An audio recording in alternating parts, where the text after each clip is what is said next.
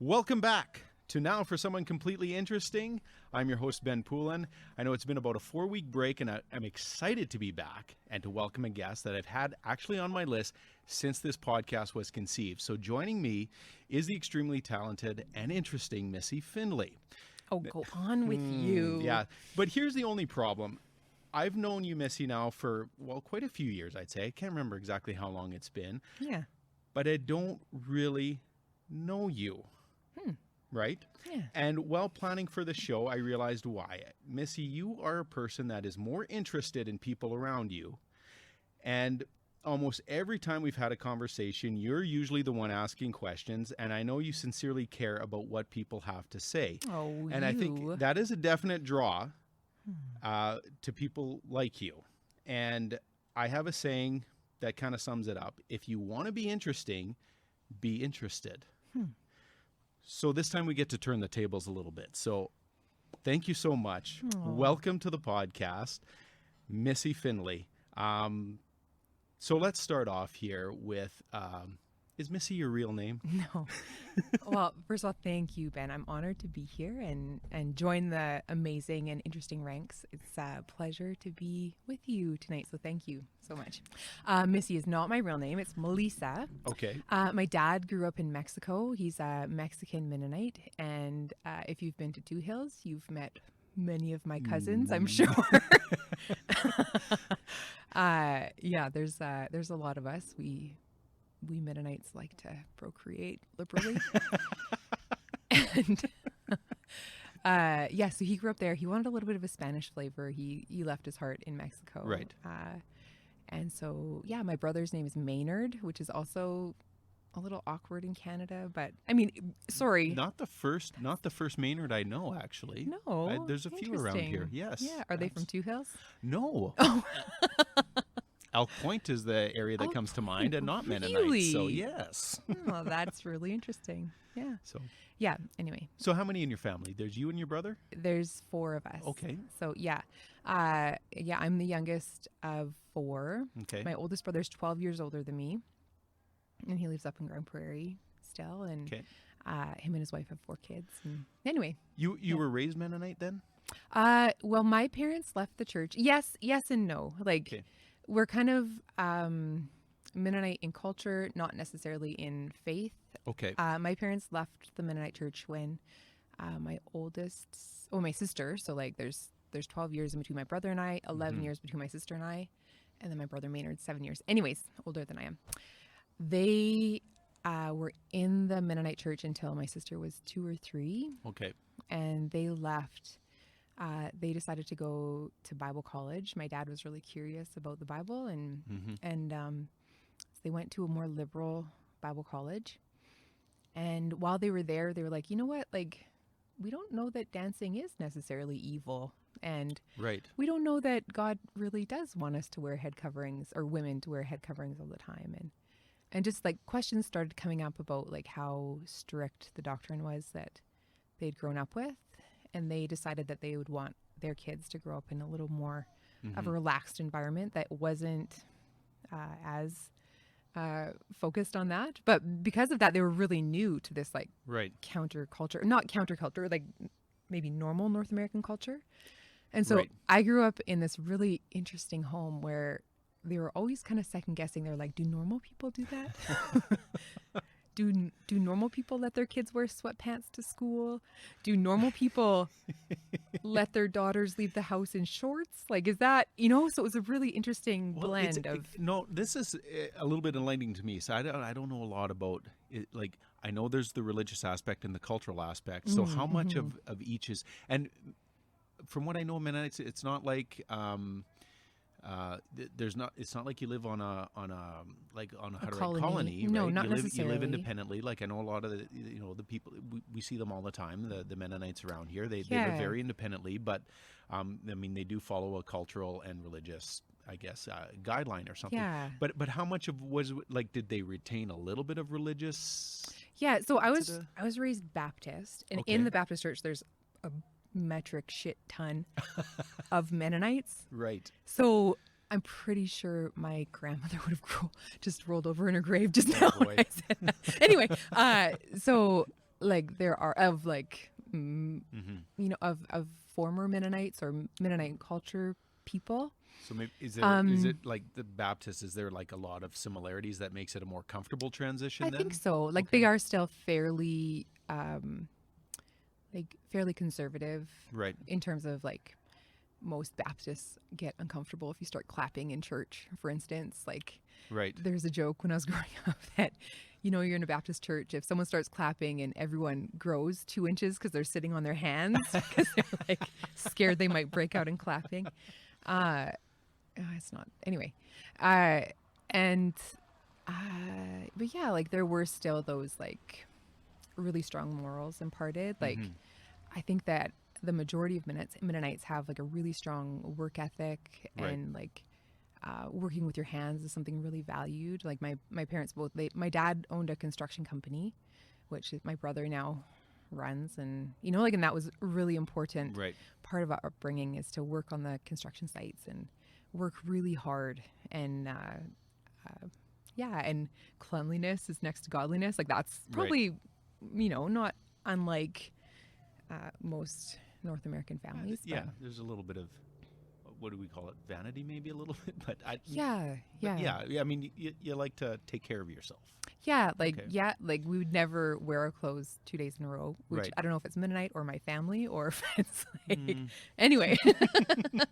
Might be a Mennonite thing because I think growing up, I think I wore the same sweatpants for a month straight. Awesome. Could they like walk out of the house on their own? They were Pretty- just like Pretty much. They're just so comfortable. Um, so growing up, like you, through the Baptist church, I think you had mentioned you'd gone to Bible camp a little bit like that. Is there Yeah. some, yeah. we had been corresponding, texting a little bit about getting some ideas because like I didn't know which way to direct the show, but you have some dietary anecdotes that you wanted to share. Like what's maybe the most exotic food you've ever eaten? Well, Ben, let me tell you what.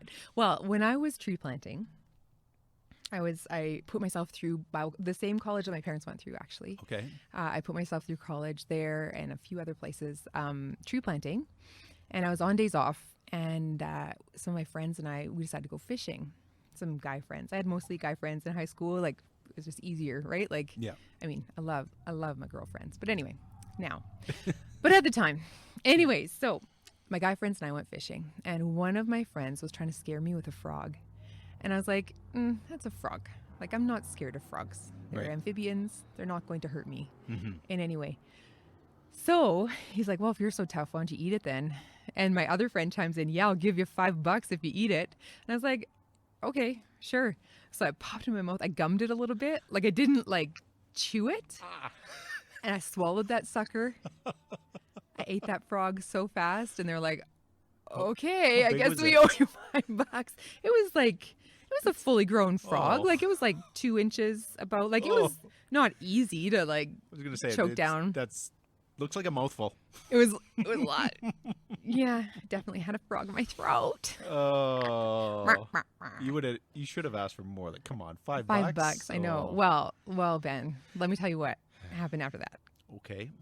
So I went back out tree planting, and I was on the cut block. I was planting along like the next couple days later, and I got vicious stomach cramps, like I've never experienced in my life. And somehow, the pond where we were fishing was like right across from Weyerhaeuser, and they Okay. didn't recommend like keeping the fish even. Like they're like right. throw them back. Like this is I not was a gonna safe. say there's got to be like even just was like- naturally in a normal habitat, frogs probably have a lot of bacteria. Yeah, apparently they do. And somehow there was an enzyme in the frog, on the frog, and it like totally disabled my ability to digest lactose. And so I was like instantly and I'd had a big bowl of cereal that morning, Oh. lots of milk. So they ended up having to like ambulance me out to the doctor. Yes. And I was too embarrassed to tell anyone that I'd eaten Oh, a frog. no. I was so embarrassed. And so You're telling me you're lactose intolerant because you ate a frog. I think so. That may be like the least worst thing that could have happened. I know, it could have been so Basically, much like I'm worse. just thinking, like what's Yeah. I know, like frog legs are like a delicacy in areas, but I mean they clean the frogs, process the frogs, Yeah, they cook cook the frogs. they cook the frogs Yeah, a lot of and I'm times. thinking salmonella. Yeah, maybe. It could have been a That's mixture of both. I told my so like my boss was super gracious. He paid for the ambulance like $2,000. He was so kind. A couple years later I called him and I was like, "Listen, Mark, I got to tell you something about that time that you paid for my ambulance. I'd actually eaten a frog." Is that a your few days Baptist guilt just wouldn't leave you? Totally. I was like, Have you ever fed someone something that was a little bit out of the ordinary? I've never well, Wasn't there a spaghetti incident? oh yes, the spaghetti incident. I was just about to come clean about how I put chicken stock in the vegan broth sometimes. But I shouldn't probably come clean about I'll save that. We won't tell that story. Hey, we're open to repeat guests here on the show, so if we have to come back to that at another time, sure. So, but you did. Anyways, you yes. did mention, you didn't tell me the whole story because I wanted it to kind of be like this is all a first time for me hearing this too. Something about slipping someone into someone's spaghetti. Yes. Okay. So again, at Bible College, my friend Johnny, he's so funny. He's such a good guy. And so we're sitting down to supper. We had these big plates of spaghetti and Caesar salad and, like garlic toast. So good. Mm-hmm. We had a really good cook. Anyway, so Johnny's like, "Hey, what do you guys want for drinks?" So we got up, got our table drinks. And while he was gone, I slipped my I had this this Irish band thing. I don't know where I'd gotten it. Some hippie. Like a ring. A ring. Okay. A ring. Like a finger ring. Right. I stuffed it in his spaghetti. And everyone at the table was like, "Missy, what are you even doing? This is a bad plan. He's going to break his tooth on that." I'm like, "He's going to be fine. He'll find it. It'll be funny. It's going to be fine." So Johnny comes back with our drinks and I'm like, I can't keep in my giggles. I'm just like, and he's like, "What? What did you do to my food, Missy?" And I was like, "Oh, nothing. No, nothing. I'm just eating my spaghetti, just chowing down, drinking his drink he'd brought me."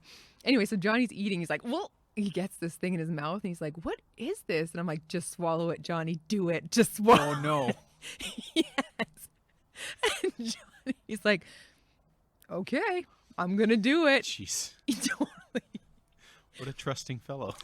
So kind, so funny. And so he swallows it and I'm like, "Johnny, I want that ring back."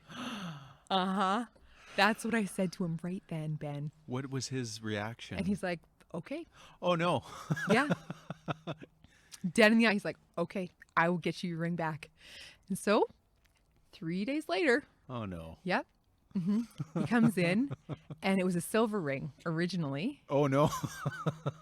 And he brought back this super tarnished, he said he'd scrubbed it for an hour with bleach. But I got my ring back. Do you still have that ring? I don't. Oh I no. lost it. I know, what a shame. But I wore it proudly. And all my friends, they called it the poo ring. And they were like, "Can I try on the poo I was gonna ring?" say, what else would you call it at that point? Yeah. That was, yeah. Moving up, okay, you go through college now, you're married, you have 2 kids, but let's talk a little bit about, he's actually my fellow member of a very exclusive Barley Literature Society, which is basically a group chat with 4 of us who post pictures of beer that we drink. But it is your husband, Garth. Now, you said you wanted to talk about meeting Garth. Yes, I would love to. So he is the light of my eyes. I am so crazy. I made the best choice in Garth. He's such a good man. Anyway, so when I was going to college, I was in education at Grand Prairie Regional College. This was after I'd graduated with my Bachelor of Biblical Studies. Right. It's my BBS. Isn't that funny? And it's my Bachelor of Biblical Studies. That's something. Do they have other ways of phrasing that as an acronym? Nope. We know BS comes from a. Yeah. So if you had another B, big, no. Big, super BSer. There you go. Anyway, so I'm basically a professional BSer. Anyway, basically, and I could be a pastor too, but I'm not probably going to do that ever. But anyway, I digress. Never say never. That's right. So Garth and I. So when I was going to GPRC, I would see Garth around, and I knew he was an instructor at the college, and I was in education, and I'd see him around, and I was always like, oh, that guy is hot, like super hot. And my friend Christy and I would always like elbow each other when we were walking by his office. And yeah, I was always like, whoa, I want to meet that guy so bad. So anyway, fast forward a little bit. My friend Lindsay was dating a guy who was kind of a jerk a little bit, and they'd had a big fight this day, and she had an extra ticket to go see Tragically Hip. And I was like, nice. oh yeah, I'm in. Like, absolutely, I'll go with you. I was so grateful that she and her jerky boyfriend had a big fight that day. Anyway, so Lindsay and I go to the Hip concert, and we had a phenomenal time. Like, they were on fire. Like, Gord was doing his, like, you know, when he'd like make the microphone into a submarine and like, yes.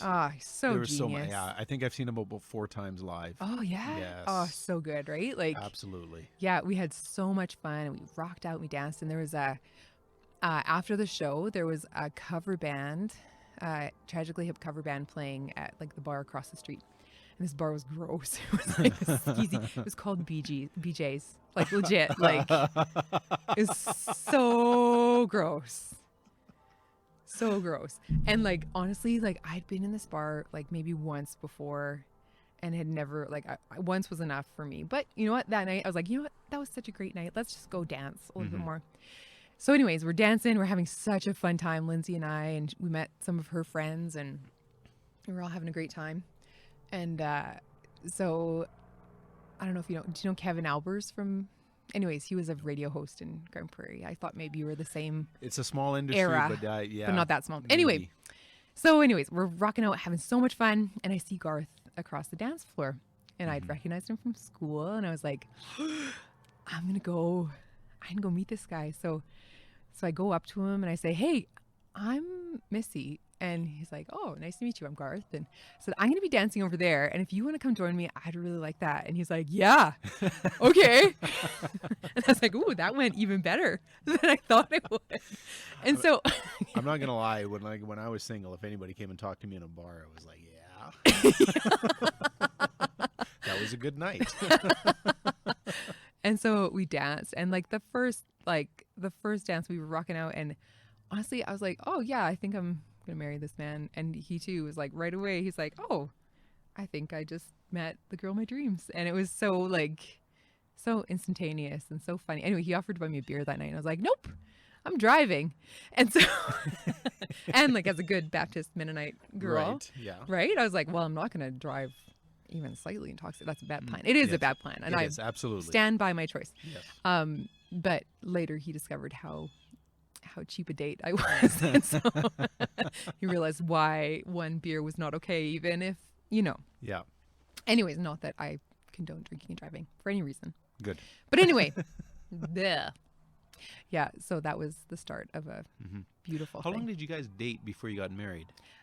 We met on January, oh, he would remember the day exactly, sometime in January, 14th-ish. Right.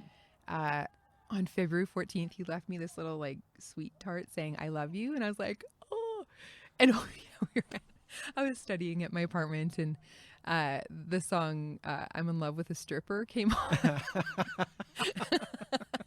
My musical taste is quite eclectic. Anyway, and We I have like more in common than you think now, actually, that you're saying this. I mean, the Tragically Hip is one thing. I know a lot of people like, you know, yeah. but some of the stuff that's on my playlist, people are, what are you listening? What is this Yeah. magic? Yeah. Anyway, so I look at him like deadpan. I'm like, so are you? And he hadn't said, I love you yet. And he was like, what? He just started laughing. Anyways, so January 14th, we met. We were engaged on April Fool's Day on April 1st. No kidding. Yeah. And so when we called everyone to tell them we were engaged, they're like, oh, that's so funny. Because like 4 months in, you don't know if you love a Yes. person. You don't know anything. And then, but we called them the next day on April 2nd. We're like, yeah, we're actually engaged. And they were shocked. And it was, anyways, but we just both were so confident. When you know, right? Yeah. I think. Did you guys, you guys were. Well, we were together for like 3 years before we were married. But see, there you go again. Well. You asking the questions. Well. Anyways, to answer your question, yes, we dated for maybe about 6 months and we kind of knew. Yeah. We were dating for maybe almost 2 years before we got engaged, and we were Okay. engaged for a year. So, we made sure it wasn't, but Yeah. when you know, right? It Yeah. was, Right? Like it was just I think to be honest, the reason we waited is because my father-in-law said, because he makes his own wine, he needed at least 2 years to make enough wine for the wedding. That's So, fantastic. yeah, that was more the reason for waiting than anything. Yeah, that's awesome. And how long has it been since you guys been married? You have 2 kids? We have been married for 14 years. Congratulations. I think. Thank you. Yeah. And 2 great kids. Actually, your son Arlo it's seared in my mind. One of my favorite moments, we were having dinner at your place and we were sitting on the patio having ice cream, and he was kind of relaxed in a chair with his bowl of ice cream, and the ice cream dripped from his spoon right into his belly button. Without skipping a beat, he just scooped it right down. I was like, that's Yep. you couldn't do it any better. Yeah. And looking up, like what? Yeah. What else are you supposed to do when you Sounds get ice about cream in your belly right. button? You eat it. Obviously, we passed on our Absolutely. Mennonite frugality to Arlo. We don't waste a drop of that stuff, man. And why would you? So right now you're working at St. Paul Elementary School. So you're still dealing with, kind of in your background with education. You're Yeah. a TA there? Yeah. And Yep. what grades do you work with? I'm with kindergarten this year. That must be interesting. It's fantastic. I get a good story like every day. It's like gold. It's so good. I always feel there's the last 2 great truths in the world come from comedians and kids. There's just no filter with kids. No. So there must be some few things that kids. So good. Yeah. So last week, there's a little guy in our class, and he's the real deal. This kid. We were gonna watch Mass on our big smart board, this big thing, and we were having trouble with the sounds. The kids were kind of just milling about, like, I don't know, getting their snack finished and whatever. It wasn't a very structured time. So he's standing there staring up at the screen, and Father Gerard was standing there, and he was wearing his robes or whatever, and he's looking at him, he's squinting at him. He's like, that guy a monster? I was like, no, he's not. No, he's really not. He's so cute, and he's just so. That guy a monster? Yeah. You can get the right accent and linguistics right with it. Yeah. Oh, yeah. One thing, okay, so this is one area, when we started talking, why I wanted to bring you on in the first place is your artistic abilities. Now, another first here for me is you're the first artist I've brought on to my I know a few, but you're the first one I've brought on. Now, I'm a lot more familiar with, you do a lot of landscape paintings. Yeah. And one thing, they really resonate with me, and one of the big reasons why is because there are a lot of familiar scenes to me, and part of that is our involvement with the Iron Horse Ultra 100 as a participant, as a volunteer. I'm very familiar with this course, and when I see those paintings, and I don't know why it's different seeing them in a painting, I want to say there's some sort of an energy that comes out of a painting as opposed to a picture. And yours are so bang on. When I look at them, I could just stare at them for. How did you get into this sort of landscape painting landscape specifically, or were you always into, were you always drawing? Were you always doing that sort of thing? And you do a lot of landscape. So is that something that you're more drawn to as an artist, or? I love being outside. I love this land. I was not a landscape painter before I moved to St. Paul. Actually. Oh, really? No.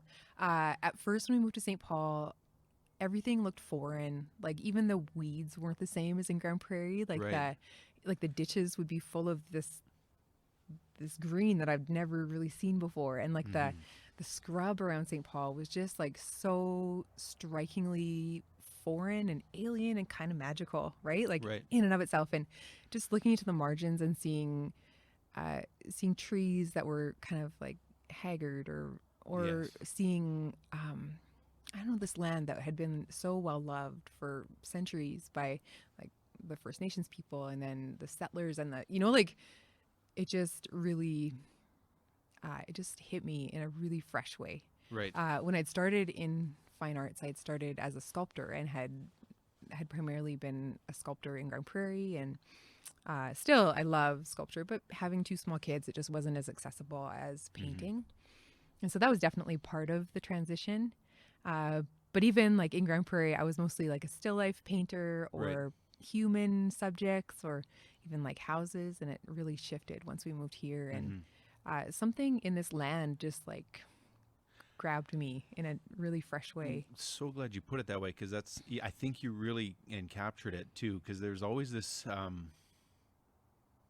don't want to say, I grew up around here, so not alien and foreign, but there was always this, I didn't know how to appreciate it, or I didn't know how to describe like what the draw was to it, but something in your paintings draws it out. I would almost, as dumb as I'd almost like to look at the painting than the real scene sometimes. And I don't know why that is. Thanks, man. But it like it, and so you have your Facebook page, Little White Dog Studios, where you have tons of the paintings. But if anybody has an opportunity, like to see the actual, like looking at it in pictures is one thing, but actually there's a really neat photo on there where you're actually holding up the painting of the landscape integrated with the actual landscape, and everything lines up like so perfect. That's where I'd finished my leg of the Iron Horse. Oh, that's like on Happy Hill where I'd finished, and like that's a really, I didn't even recognize it as that. I just saw it as it's such a neat way of capturing it, and how the painting, even though it matched everything, it still really stood out. Cool. Thanks, Ben. That's really neat. No, everything is like, and there's mutual friends of ours that have your paintings in their house, and and I can clearly remember one you did last year where you and a few other artists had set up, and we needed people to direct runners to turn a certain way, so you guys just set up and painted and you actually have a runner running off into the distance. And like, even though it's with things like that are familiar to me, but even paintings I've seen of yours, there's one in particular. It's like an old hotel that's burning. Oh yeah, that's in Therian, the Therian Hotel. Yeah. See, so I've never seen the hotel. I have no real connection with it. Now I've seen the pictures you used to base it off of, but there's something about looking at it in the painting that I don't know, it just draws you in more. There's something more fascinating. I don't know. I don't know. Magic. I'm not an pixie dust. I just sprinkle a little magic. I'm not an artsy person, so I don't really know how to articulate that, but I know I'm drawn to it. I'm not into the abstract kind of stuff. So like your type of art is kind of where that's what draws my attention. Thanks. And it's I've heard it said that an artist just points to the truth, and I've had it happen a few times where I've experienced a painting and then experienced the real thing, and I could see it in a new light. Right. Like for instance, I'd seen a beautiful sculpture of a deer one time, and it was somewhat abstracted, but like still fairly, like you could tell it was a deer.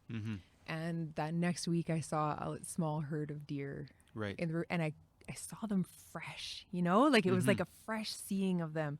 And it just like speaks to how powerful art can be. Right. Like to just transform like anybody. And we all have like art in our homes that speaks to us, or absolutely, like we all have this thing. I think it's just an innate knowledge that it's just anyway. So let's add that. So the last great truth: comedians, kids, and artists. Yeah. Oh, thanks, there we Ben. go. we're on the roster. All right. So I know you've got some plans coming up this evening here, so I don't want to keep you too much longer. You got a hot date from what I hear. Yeah. With my hot husband. There you go. So before we wrap things up, again, I want to mention Missy Finlay, her Facebook page, Little White Dog Studios. I strongly suggest you go check that out. So there's some amazing landscape pictures, but some of the other stuff that you've worked on as well. Just again, give a little bit of insight. It's hard to describe it like this, so you kind of need that visual. So, but before we wrap things up, something I've been doing lately with my podcast, with my guests, is so I bring on someone who I think is completely interesting. So somebody had thrown it to me one time, a friend of mine says, I want to know who they think would be interesting. So I've been doing this, but yours I'm adding a little bit of a twist to. So first of all, if you could think of one person that you would like to have on this podcast, or you would like to hear on this podcast that you think is completely interesting, if you can think of someone, and maybe just a quick reason why you would love to have that person on this podcast. Well, I think one of the most interesting people that I know is Jenny Whitfield. Okay. She's fascinating. She's fascinating to hear her perspectives on politics and religion and just life in general, parenting. Like she's just fascinating and so well read, and so Yes. Someone Tom very and Jenny. familiar to the community. Unfortunately, she moved away, so we're Yeah. gonna have to really work on this one. So Yeah. the other twist was because I mentioned earlier, you're so good at drawing things out of people and getting that conversation going and making people feel like we're special and important. And that's Because you what are. so Yeah. yes. So I would love it if we can somehow get her wrangled into this. If you would be a special guest host and actually do the Ooh. podcast. Interesting. There we go. Yeah. Give me a week off. Oh, I'll need some broadcasting tips for sure. Well, for sure. no, you've done a fantastic job with us, and it's just about engaging with people, and you do it so well. Oh, thanks, Ben. And like I said before, if you want to be interesting, be interested. That is someone who is completely interesting. Thank you again so much, Missy Finlay, for joining me. Once again, Little White Dog Studios is her Facebook page. Go check it out. If you've enjoyed the podcast, please give us a like and subscribe on your favorite podcast provider. You can find us through social media, Instagram, Facebook, by searching Poolin Radio, or Now for Someone Completely Interesting. And it has been just that. I love the way you're chugging that beer back, by the way. I thought you'd like that. we are open to that. Thank you so much again, Missy Finlay. This has been absolutely, completely interesting. Thank you so much, Ben.